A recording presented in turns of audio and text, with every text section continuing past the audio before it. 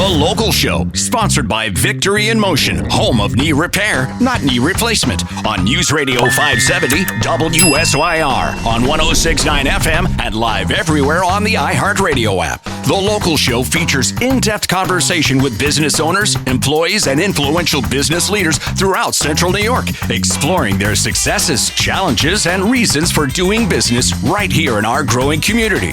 The Local Show is produced locally by Zoe Advertising. Now your hosts, Tom and Steve.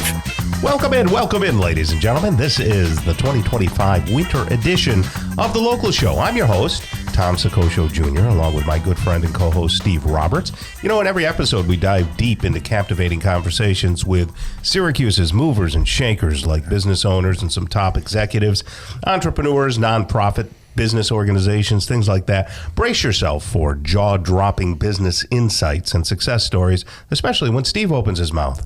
The Local Show shines a light on the business visionaries, turning Syracuse into the ultimate hub for work, life, and new opportunities. We are broadcasting from the Zoe Advertising Studios, sponsored by Victory in Motion, home of knee repair, not knee replacement, and you can see us on YouTube. Just look up Zoe Advertising. So, Steve, now's your chance to engage everybody. Jaw-dropping. Go ahead. How's your snowboard? Yeah, that makes you drop your jaw, huh? Luckily, those fine folks out in Cicero called Blackburn, and they've been doing a good job. Good. We run out there. I have to run out there and move the vehicles around because we have all those vehicles. We have all those adults, but it's working at home for free. Yeah, you have to move their cars for them because they won't do that. Unfortunately, shoveling the pathway back to the door, I got to get the boy child to do that. Good. He goes out without socks on. I said, Nicholas, can you help me shovel? he comes down, he puts his slippers on and no socks. I said, buddy, you're not going to be able to last more than 3 minutes. I need you out here it's going to take us an hour. It'll be done by then. Right. Yeah, so, that's interesting. Young. The youth is wasted on the young, right? Indeed. And now you're in the corridor, too, because you're in Clay, so you've been in... Yeah, stacked up. The dog go out and goes, what are we doing? Yeah. Especially the one wants to run, maybe. I don't think so. It was funny because, Mikey, he goes out in the backyard and he's buried. And he's going potty, but he's like buried up to his head. And you can't tell. He's just kind of staring at you. And he's going pee-pee, but he's in the middle of all the YouTube stuff. listeners will find that. Look, Tom just had it pretty creepy. Staring at you. I'm sure a lot of people were experiencing the same thing with their pets, right? And we've got a great show all racked up for you. I'm looking forward to talking with John Tumino. He's the co-founder of In My Father's Kitchen.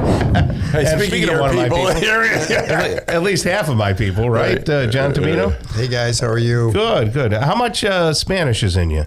Half. So you're half. Where did they hail from? Argentina. Yes, Argentina. Vamos. I lifted with a guy who was going to Syracuse University back at Cal's gym, I remember, and he was from Argentina, and he was going to Syracuse University. We have the great Lionel Messi in soccer. Very proud, yes. But he would tell me stories. Now, of course, I was 16 years old, so that was some time ago. Yeah, right. But he told me how beautiful Argentina is. Oh, yeah, and the food is great. That's what got me going into the world of chefing is my parents cooking and stuff. So, wow, yeah.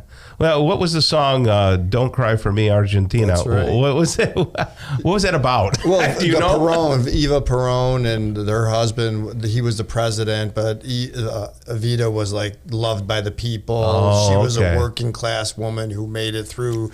But married into this whole thing, and it's pretty socialism. It's a lot of craziness. It's very interesting. Yes, it's very similar to Steve's story. It's very similar to. We just woke him up.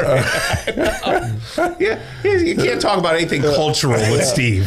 So my father's kitchen. So baby, it's cold outside. Tell us about it. Yeah, it's freezing, man. Well, not just freezing; it's just all the snow. I mean, even though we're in Syracuse, we don't have as much as the North Country, but it's still a lot for people that are living outside. Yes. Before we went on the air, I was talking about a gentleman that's over by the mall. He's probably an eighth of a mile, a quarter mile off the road in the middle of the woods.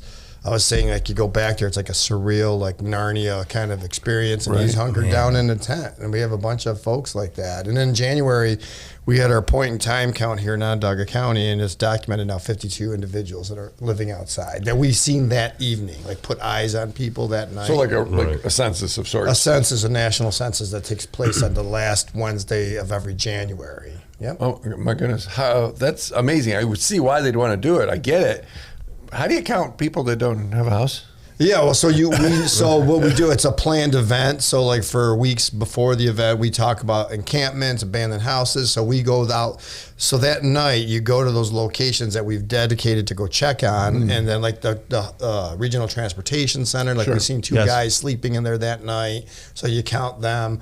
And for us in Syracuse, it's kind of hard because it's cold, but in California or Florida, it's warm. So with us, the winter causes people to kind of go into hiding, so it's hard to find people, but we found 52 people that night. Now, what does your organization do? I think a lot of people do get a little confused. They see people who are out panhandling, and they think it's a matter of choice. They don't want to work, so they just want to go collect money. Yeah, so direct street outreach is the main mission of what we do. So we're engaging people that are living in these places not meant for humans to be living.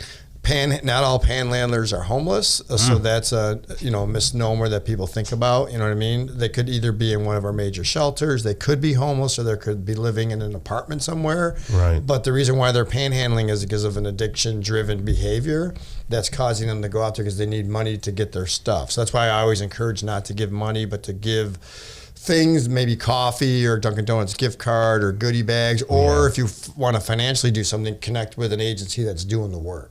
Right. That makes sense. And you started off by bringing them food, like real restaurant quality food. Yeah. What kind of food are you so for example, as week? we're getting like we talked about the cultural thing. So for me, being a chef, like today going out over the weekend, we're going to be bringing out tortellini Alfredo. So when I leave the station, I'm going to go make some Alfredo sauce, cook up some tortellini, and bring out something that's ratcheted up, so that they will want to talk to me. So using the food as a vehicle to build relationships and start conversation. Because your idea is not to keep them on the street. Your idea is to rehabilitate them and get them into get them into housing. Yeah. So since 2011, now we've assisted 408 people that were homeless into housing, connecting them with providers that do the housing. So I don't house you, but we have to connect you to the provider.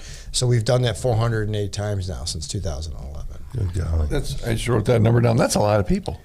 Yeah, and I'm just looking for 409. So it's like that movie Hacksaw Ridge, just one more. Right. So for me, it's like people will always say that, but I remember when it was just the first guy. And now here we are 14 years later, and we're up to 408, and I'm just looking for 409. Who's next? You know what I mean? Sadly, on the other side, you've lost a lot of your friends, too. 82 people have died since I've been doing this in the last 14 years. It's life and death. Right. Wow.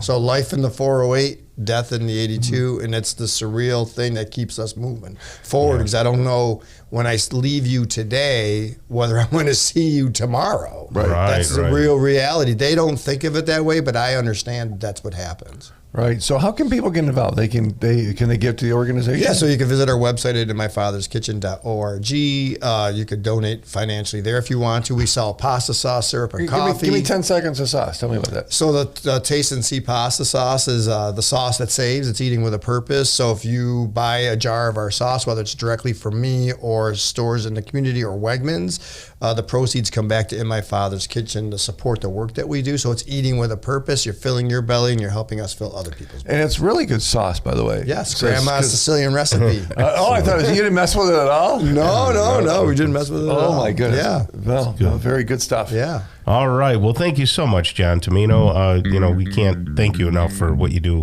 in the community and what In My Father's Kitchen does. So have a great day, okay? Yeah, I appreciate you guys. Thank you.